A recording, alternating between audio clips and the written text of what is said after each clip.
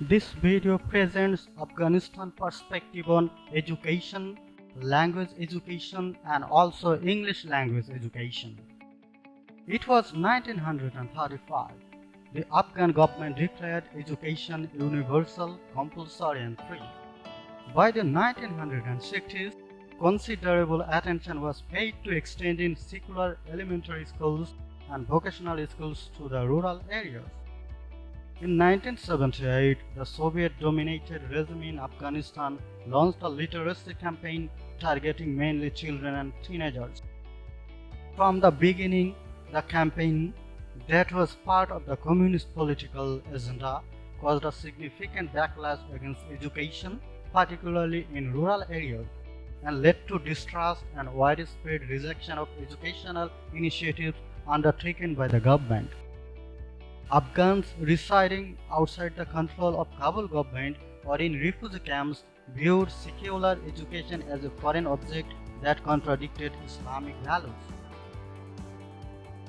In the Taliban regime in 1996 to 2001, the prohibition of schooling for girls and of employment for women as teachers resulted in a dramatic decline in education for girls as well as boys.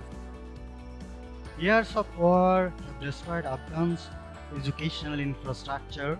The educational system is now in shambles and incapable of meeting the nation's basic educational needs.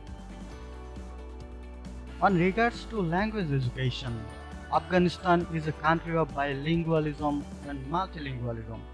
34 provinces have 34 languages of Indo-Iranian, Altaic, Semitic and Dravidian family. These language varieties may be classed with 4 levels. Those are national level, official level, local level and sub-local level. National level language covers Beluchi, Kati, Pashi, Uzbek and Turkmen, whereas official level covers Pashto and Dari or Persian. In 1978, Soviet-style language policy announced a policy of greater use of the non-dominant languages of Afghanistan for official purposes. This included education and publication in Uzbek, Turkmen, Beluch, in addition to Dari and Pashto. And some reports it included languages of Nuristan as well. In 1980, Constitution gave equal official status to Pashto and Dari Persian, and the Constitution designated as national languages those languages, apart from the two official languages, that could be used in publishing or broadcast media, whereas languages of instruction in schools.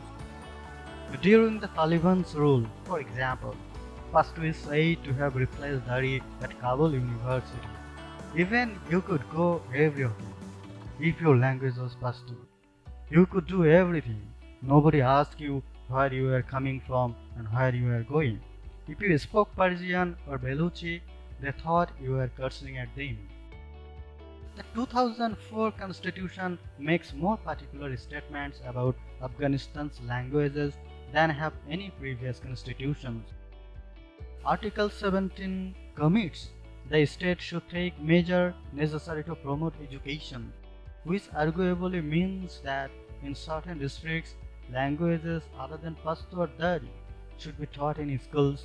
Indeed, the most recent draft of the National Strategic Plan for Education for the years 2010 and 14 thus take the step of examining the implementation of bilingual Dari Pashto education and the provisions of opportunity for speakers of non-dominant languages to learn their languages in schools as well.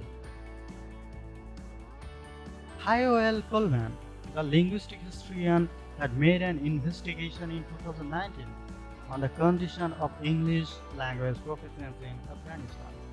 He chose only 15 out of 34 provinces of the country.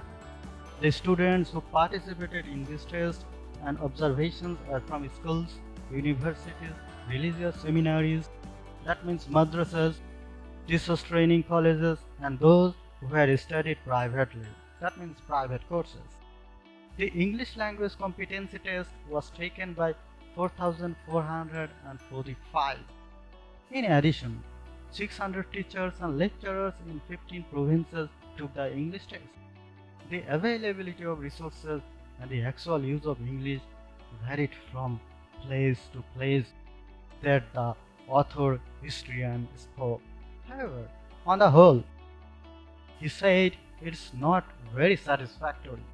The competence of students is extremely low.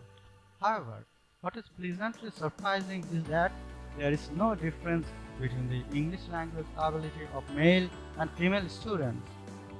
As for the teachers, the competence of 600, which was evaluated, is better than the students.